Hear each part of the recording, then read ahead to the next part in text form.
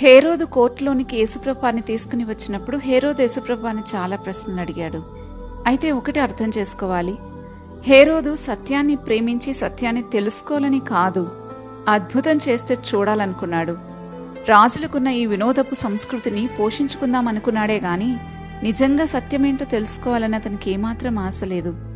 అందుకే అతడు ఎన్ని ప్రశ్నలు వేసినా ప్రభు మౌనంగా ఉన్నారు.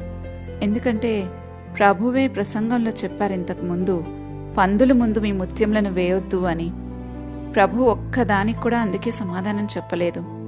సత్యం మన కళ్ళెదుట దాన్ని అంగీకరించే మనసు లేకపోతే నిజంగా దాన్ని ఒకవేళ అది మనకెంతగా వివరించబడినప్పటికీ దాన్ని మనం అడ్డుకుంటామే తప్ప దాన్ని స్వీకరించలేం. దానిలో లాజికల్గా మనం ఆలోచించే ఆస్కారమే ఉండదు.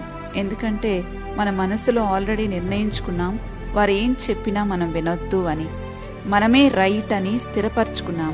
కాబట్టి యేసుప్రభు దగ్గర నుంచి ఎన్ని మాటలు మనకు వినబడుతున్నప్పటికీ ఈ విషయంలో మనము ఆల్రెడీ స్థిరపరచుకున్నాం గనుక దాన్ని స్వీకరించలేము.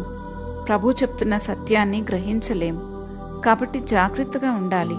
ప్రభు విధానం ఎలాగుంటుందంటే, మనము సత్యాన్ని నమ్మాలి, దాన్ని స్వీకరించాలని ముందుగా నిర్ణయించుకుంటే మాత్రమే మనకు సత్యం తెలియచేయబడుతుంది, లేకపోతే అది తెలియచేయబడదు.